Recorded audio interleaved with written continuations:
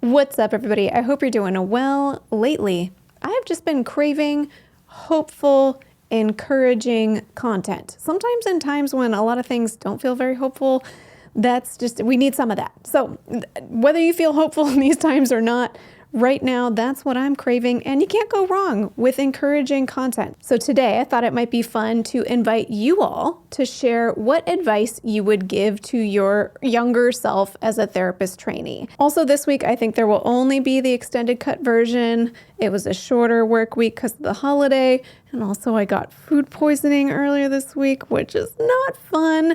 I'm better now, but yeah, it's a short work week for me.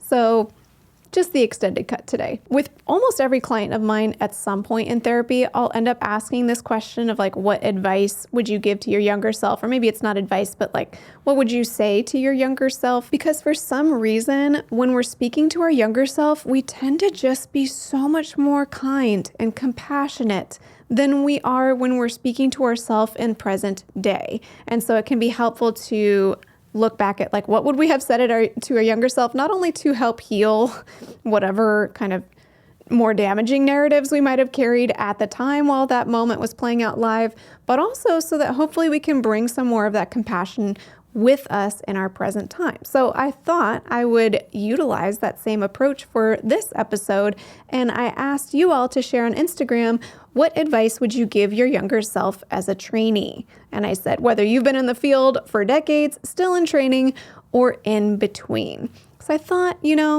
people would probably be quite compassionate and encouraging towards their younger selves. That certainly was the case in the responses. 28 of you replied. Thank you so much. I always appreciate when you all respond to these. It never ceases to amaze me that like people read these things and respond. Thank you for responding. And you offered some very kind and compassionate responses. I think this will be encouraging for anyone to listen to, whether you're just entering the field as a trainee, thinking about entering the field, or if you've been doing this for a long time. As always, all responses are anonymous just because, I want people to feel free to say whatever's on their mind without worrying about who might see this and know who they are. So that's why I just choose to protect your privacy. With that said, let's dive into some of the themes that popped up. And themes are loose. I just go through the responses, and if I see things that feel similar to me, I just put them together. The theme that came up most frequently in your responses with 9 replies in this theme, I labeled as, it's okay to make mistakes / learning takes time. Love that as a theme. Let's just read some of your responses. One person says, accept being a trainee and be okay with making mistakes. Another person says, allow yourself to fail in the therapeutic space. It serves both yourself and your client. I like that language, especially of not just making mistakes, but failing. Sometimes when we make these little mistakes, it feels like failing. But of course we're going to make mistakes. We're learning. We're a trainee. That's like the whole point. To me, being a trainee as a therapist feels very similar to driving a car with your learner's permit, just in the sense of like, everyone knows, like, you are a student driver. Maybe it's got that sticker on the back. There should be somebody sitting in the passenger seat, and maybe they even have that special brake where they can brake the car if you're making a really big mistake. But you're still driving a real car. Like, it's not a virtual reality car simulator. Do they have those now? I feel like that should be a thing, but at least in my day, like, you get your learner's permit and you're sitting in a real car. Like, if you crash that car, it has very real consequences, and that's part of learning. So when we make mistakes with our learner's permit in the car, we sure hope we don't crash that car, and we have somebody like practically breathing down our necks to make sure that does not happen. You thought you were going to turn on your blinker, but instead you turn on your windshield wiper, and you're like, oh my goodness, I don't know what I'm doing. Which pedal is which? You're going to make mistakes with your learner's permit, but there are protections in place. You hopefully know enough by the time you're behind the wheel so that you don't make a really, really big mistake, and there's somebody there to catch you, to keep you from making the really big mistake as well. All right, I'm already chiming in and blabbering with my thoughts, so let's see what other responses are in this category. Someone else says, you don't have to know everything right now. It's okay to build it up as you go so you can grow safely. Yes. Someone else says, I'm still in training, but I would give myself more grace and not feel like I need to fix people. When I first read that reply, I thought they were commenting saying like they've been in the field for a really long time, but we're always in training. But then I realized I think they're actually saying that they are currently a therapist trainee. I think that mindset though is really helpful. Like I've been in the field now. I've been licensed for over a decade, however long I've been in the field. So I'm not technically a trainee, but I am still in training. The longer I'm in this field, the more a trainee I kind of feel like in some ways, or at least there's like this hump where like you think you know a lot when you have a certain amount of training. And then after a while, you're like, actually, I know so little in the grand scheme of things.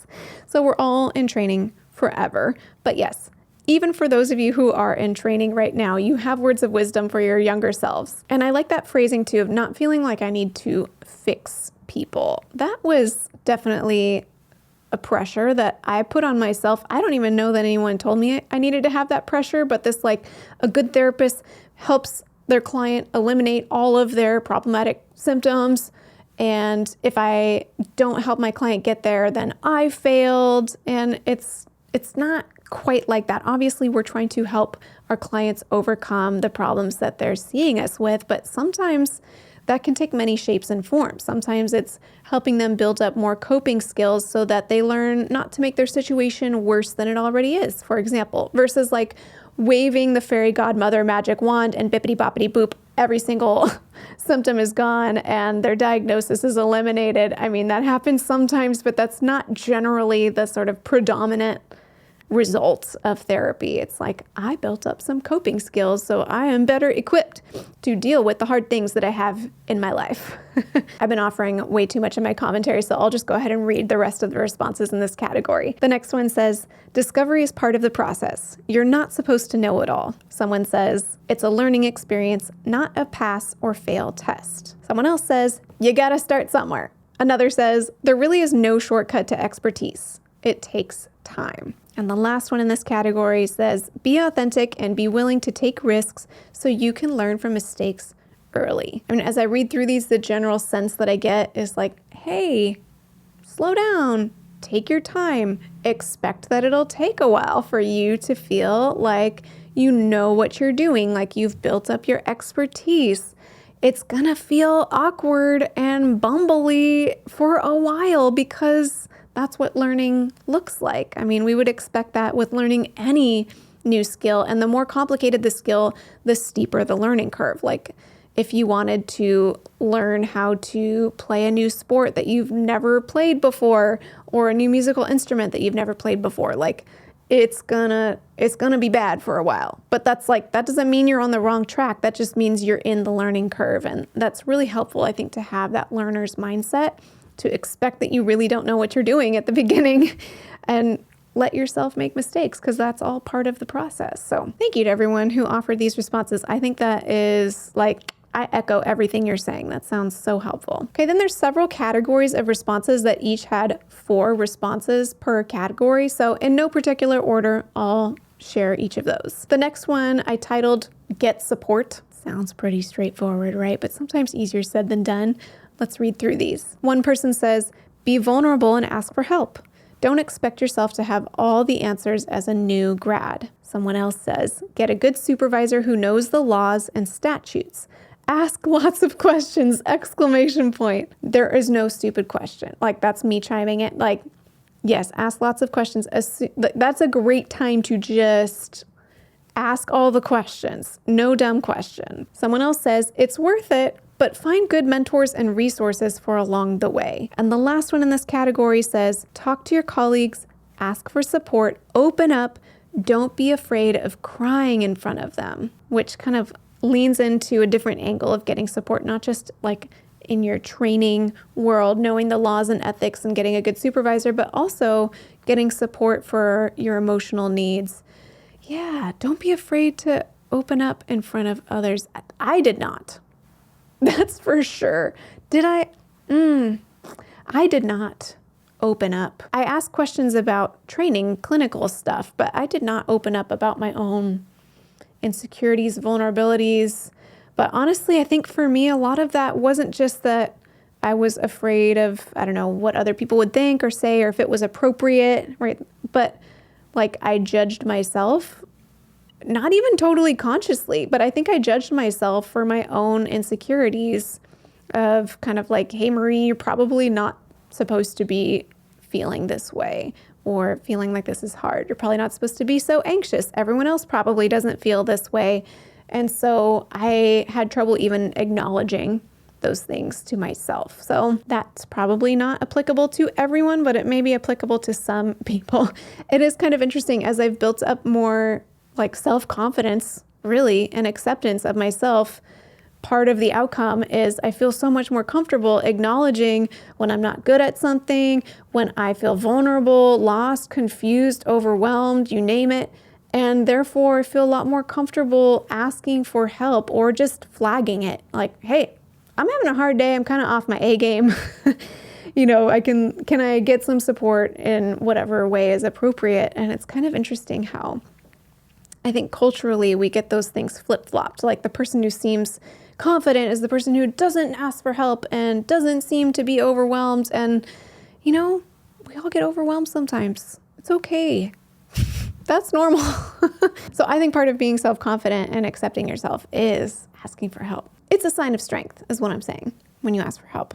Okay, and the next category I'll share, I titled Set Boundaries. My fellow therapists, we love boundaries. We love teaching our clients about boundaries. We preach how important it is to set boundaries, but somehow as a field, as a profession, overall, we can be really bad at setting and keeping our own boundaries. Am I right or am I right? So let's read your responses in this category. The first person says, set firm boundaries with returning emails and calls, etc.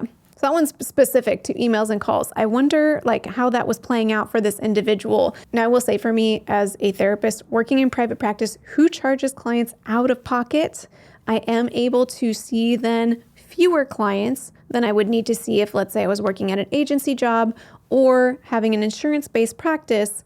And so I do desire and intend to make myself more available between sessions to my clients than I would at, say, an agency job where maybe I'd be seeing over 30 clients a week. And there's just no way that I could be fielding calls and emails from every single client throughout the week. But even with that said, there's been contexts where I need to set boundaries where if a client thinks they can be calling and emailing me a whole bunch between sessions, yeah, it's just not sustainable. So it is very important to have boundaries and know what the appropriate boundaries are in your current context and name them for your clients and hold them. Someone else says, it's important and okay to set boundaries. We know it, but it's hard to do it, Okay, in kind of a different vein, but still in this realm of setting boundaries, somebody says, don't be in such a rush to complete my 3,000 hours and burn my candle at both ends and damage my health. Oh, yeah, that one's really tough. I waffle back and forth reflecting on my trainee self because I burned through my training years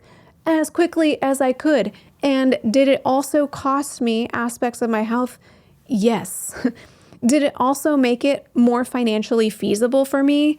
Yes. So it's one of those things where the system is set up in a very messy way. So you're kind of caught between a rock and a hard place because you're either prioritizing your health, but then potentially in a more financially strained situation, which arguably will also strain your health, or you're prioritizing staying in a more financially stable place, but you're then burning the candle at both ends and maybe the energy isn't there to do all of that, or it's costing you a lot. So I don't have an answer at the individual level, but I will say the system is set up to make you kind of have to choose one or the other, or let's be honest, for a lot of folks, both, right? You're burning the candle at both ends, trying to get through those hours, and you're still not earning enough money to be financially stable, and the last one in this category of setting boundaries, someone says, caring for self is truly tantamount while caring for and supporting others. We know it, but it's hard to know it when you're in it, right? It could just feel like, it doesn't matter what I'm going through. I have to always be there for my clients. But what you're going through matters just as much as what your clients are going through. So it's important to find a way to balance that out. The next category with 4 responses I titled Diversify Your Training Opportunities. I think this one's interesting because depending on who you ask, you're going to get different pieces of advice on this one. But there were 4 people in the replies that landed in this category advocating for saying, hey, why don't you try getting training outside of your comfort zone in a few different arenas to kind of build up your knowledge? Here are some of the responses. The first one says, be open to working in different settings. Don't be afraid to work with a new population or learn a new treatment. Another person says, train in an environment that's out of your comfort zone to gain more experience. And yet another says, become an expert in 2 modalities. Very interesting. And the next one's kind of a twofer because they're touching on 2 different categories. They say, take your breaks. Accept that hospital job sooner. It's a gold mine for knowledge. Now, you're going to see there's going to be another theme a little bit later that kind of advocates for the opposite of what we just read. So this is kind of an interesting thing. Of course, I asked people to share what advice they would give to their former self. So it's not necessarily intended even as blanket advice for everybody. But it's kind of fascinating. Like, do you just kind of hone in on a specialty right straight out the gate and go all in on that specialty? Or do you focus on getting experience in a lot of different spaces before you hone in on an area of expertise and specialty? I can see the pros and cons of both, and I could also see it just kind of depending on the situation. One thing that comes to mind for me is because I did a PsyD program where I was at a different training practicum or internship every year of my degree across all 4 years. Before I'd even graduated, I'd already worked in 4 completely different settings. And then as a postdoc, I completed my postdoc internship hours at 2 different private practice settings, and I've been in my own solo private practice ever since. There was no looking back. I remember when I first started private practice as a postdoc, I was 25, and I thought, am I allowed to do this? Should I be exposing myself to more treatment settings? But at that point, I'd already accrued 4,800 hours at 4 different settings, very different settings, and I still bring a lot of those learnings with me. I am personally very grateful that I had exposure to an array of different workplace settings, different populations, different treatment approaches, like just the full gamut. And I'm grateful that I was able to pivot into private practice and stay there for so long. But if I'd graduated and I'd only done maybe say 1 internship or practicum placement, I probably would want to work in a few different settings, if I'm honest, before entering private practice. That's just me, because the kinds of presentations that I see in private practice generally are quite different than the kinds of experiences that I witnessed in pretty much every single workplace that I worked at as a trainee. And so it's really important to kind of have a more well-rounded awareness of kind of all the different reasons somebody might seek mental health treatment and what that looks like and how to approach it, because it is different. It's really different depending on why somebody is coming in. Again, that's a reflection for myself. I am personally really grateful that I've had exposure to pretty diverse training experiences, and I think it's different for everybody. But we're going to hear a counterpoint in just a minute, and I'll have some thoughts on that resonate as well. So if you're disagreeing with me, just hang tight. Okay, the next category has 3 responses, and I titled this, Trust Yourself. The first response says, trust your training and your gut. You know what you're doing. Another response says, trust your gut and intuition since your supervisor isn't always right. That's painful to read, but honestly, true. I hate that that's true, but it's true. There's a lot of people supervising who should not be supervisors. I'm just speaking from experience, not naming any names, but it's true. Personally, my supervisors in my training years, which there was actually quite a few, because if you count like individual and group supervision, like the number of supervisors I had over the years is probably like 10, quite a few. They tended to go either one extreme or the other. Like they were either just like amazing, stellar supervisors or like questionably, like probably not well enough to be a therapist. I hate that that's a statement that I believe, but it is an honest representation of my perspective. So yeah, if you got a bad egg, it happens, you're not alone, and your supervisor might be wrong. Really, truly. And the last response in this category says, take what you need and leave the rest, but be honest with yourself about what you need. Yeah, this is one of those tricky things because looking back as a trainee, there were a number of scenarios where I had like a hunch or an inkling or just like a gut check that felt like, something doesn't feel right here. And I would frequently second guess myself because I think, well, what do I know? I'm just in my first year. I'm just a trainee. I'm still learning. Maybe this is normal. Maybe I'm too sensitive.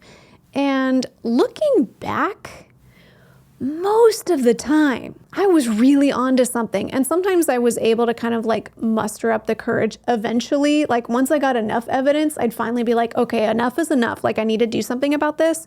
But if I had done something initially when I had those first like yellow flags, before the yellow flags turned into a red flag, maybe a lot of problems might have been avoided, a lot of my own heartache or whatever the issue might be, whether it's related to client care, my own care as a trainee, seeing my peers be in situations they shouldn't be in, all kinds of stuff, It was constant. There was a lot of stuff that was going on as a trainee that shouldn't have been happening. And I saw it, and a lot of it I just didn't know I was right about. And now looking back, I'm like, I was definitely right about that. That was not okay. So, there's ways to trust your gut, but also be tactful and mindful, knowing like, hey, maybe there's something I have to learn here, but we don't need to brush aside whatever your gut is flagging for you. And this could live in any number of categories, whether it's like trusting your gut about a direction to take with the therapy you're offering to one of your clients, or, that you're seeing something shady going on in your workplace or in your schooling or with your supervisor, wherever, or just like somebody is getting treated poorly, you name it. If your gut is flagging something, it's worth giving it some attention. You don't have to assume it's 100% correct all the time, but it is worth investigating, collecting more data, seeing if you can validate or invalidate what your gut is telling you. Okay, and now coming back to that item that I said we'd save for later, we put a pin in it, and we're going to take that pin out. The next category with just 2 responses, I labeled start private practice sooner. So that feels a little bit like it pushes against that idea of like get as diverse of training as possible. Here are the 2 replies in this category. The first one says that I could have started private practice much earlier in my career than I'd been told or discouraged. And the second says to get experience in private practice rather than private hospitals. That's really interesting. I'd be curious to hear like what those individual stories and journeys that followed were, but it does almost sound in opposition to what we said earlier, like get as diverse of training as possible. And I think there's something to be said about finding what that balance is for you. Like, I think if everyone started private practice on day 1, you'd likely be missing out on some very important training, especially if you never exited that realm. And I have interacted with therapists who are in that category, and there's just a missing breadth of awareness of like all the different presentations that come up around mental health generally when that's the case. But I did also have people tell me that at 25, I was too young to be in private practice. I didn't have enough experience. And I feel like I did have enough experience. Sometimes we have a skewed perspective of our own experience. So I'm open to that, but at least within my own little thought world, looking back, I don't feel like I missed out on like I needed to go get exposure to other experiences. I think I kind of did enough of that to then launch into private practice. If you're in this boat where you're maybe interested in starting private practice, but you're thinking maybe you're supposed to be doing other things first, my encouragement would be to check in with other folks who are in private practice. Because, at least for me, when I had that advice that I was too young to start private practice or I needed to get more experience in other settings first, generally I was hearing that advice from people who weren't in private practice. Maybe they'd been in the field for a while. Maybe they'd even tried dabbling in private practice, and for whatever the reasons, it didn't work out for them. And now they're working at a hospital, agency, etc. And so they're going to have that lens with them when they're giving you advice. But if you speak to somebody who's in private practice and like that is their, let's say, primary bread and butter, then they're going to give you a more realistic perspective of what it takes to be in private practice and kind of hopefully help you assess better whether you're in a spot where it makes sense for you to start pivoting in that direction or not. And also, if you're really on the fence, you can start private practice on the side of the other things that you're doing. I don't think there's ever a point where it's really too early to do that. So, hot take, maybe? Like, as long as it's, ethical and legal and all of those things, of course, because there's different rules in different jurisdictions about when you can start private practice. Within the realm of the law, make sure, you're doing things properly. But if you need more support, you can always get supervision. You can always supplement, do private practice just on the side of your other job. Like, there's lots of ways to do it. Okay. And then the last category is just miscellaneous things that didn't seem to fit into the other categories. There's just 2 responses. One person says, do the trainings when you're a student for the discounts. I feel torn as I read that because yes, the discounts, a lot of times the student discounts can be really significant, like maybe half off sometimes. Maybe even more as a student, which is great. We should keep those discounts. Maybe discount them even more when possible. And what I'll say is I felt personally as a trainee, the pressure to get all of my trainings done as a trainee. And now realizing that being a trainee is a lifelong experience, like we were talking about before. And so now looking back, not only did it feel like I was doing way too much as a trainee, I just didn't have time to give those trainings the full bandwidth that I would love to. And I find myself even now going back and redoing trainings that I did as a trainee because I have more space and time and energy to give to those trainings and really absorb them fully. So there's that variable. But also I'll say that even though the prices are much higher because it's the full rate as a licensed therapist, my pay is way more than double than it was as a trainee, let alone as a grad student where your pay is negative because you're paying tuition, taking out loans. So even though the price is double for a lot of these things, it's way more affordable for me now. Even a training that was priced at $15 for me in 2010 would have been a much bigger stretch on my budget then than if it was that same training, honestly, priced at $150 now. It's much more accessible for me now. So I know everyone's in different situations financially, but that just seems worth mentioning. It is cheaper as a trainee, but also your pay will be better to make it more affordable, theoretically, hopefully at least. I know that's not true for everyone, but those are some thoughts about that. Okay, and the last response, I actually think this person might have meant it as they wanted me to answer a question versus offering advice to their younger self. But here's what they say: how to find a supervisor as a professional. It can be daunting to be an expert and look for help. Again, I'm not sure if they meant that as advice to their younger self, but it is, generally speaking, I think quite challenging to find a supervisor and to find a good one and to find one that's a good fit. It's like trying to find a good therapist, but 10 times harder because there's even fewer. So it's a journey. I think some of my big takeaways from running through your responses is be kind to yourself, go at your own pace, trust yourself. If there's a part of you that's telling you to slow down or that something fishy is going on, or that maybe you'd like to try something a little different, let that take up space. Give it some airtime, really evaluate it, don't brush it aside, get support, ask for help, find healthy places to get support if you can find them, and try to expose yourself within reason to different training opportunities, but also again, do it within reason. Don't overdo it. Don't hurt yourself trying to get all your training in those early days, because I'm so grateful that now it is so much easier for me to access training. I have more time. I have more finances to pay for them. So you don't have to figure it all out in your early days. Just take what you can. And like that one that said, Take what you need and leave the rest, but be honest with yourself about what you need. Yeah, there were definitely places that I had to learn to cut corners because there just wasn't time.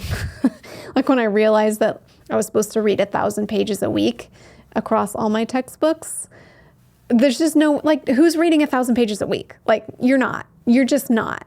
Like, we know that you're not. So there was a point where I tried, but you can't read 1,000 pages a week and write, what was it, like 20 to 40 pages of reflection papers per week and attend 10 to 25 hours of practicum, depending on which year I was in as a trainee, and, see your own personal therapist, which we were required to do. Like, you can't. So you have to cut corners. I'm just saying. So know that everyone cuts corners to get there, or you have to do it really part-time. And so it's going to take a while. Okay. So be kind to yourself. Be gentle. You're doing a good job. Whether you're a trainee listening to this or you've been doing this for a long time, I mean it. And if you're thinking about pursuing the field, I hope this is helpful for you too. And I think we might just leave it there for today. And before we close, I'd like to thank TherapyNotes.com for sponsoring today's video. Therapy Notes helps with all of your practice management needs, from scheduling to notes to billing. They have a HIPAA-secure telehealth platform and so much more. If you'd like to check out Therapy Notes, you can get 2 months to try it for free with no commitment just by clicking the link in the description of this video. Well, thanks for hanging with this episode. I know it was kind of more chill. I think sometimes I just want like a kind of cozy, relaxed, encouraging episode. So hopefully some of you appreciate that. And if you don't, then just stay tuned for next week's episode. It'll be something else. And until next time, from one therapist to another, I wish you well.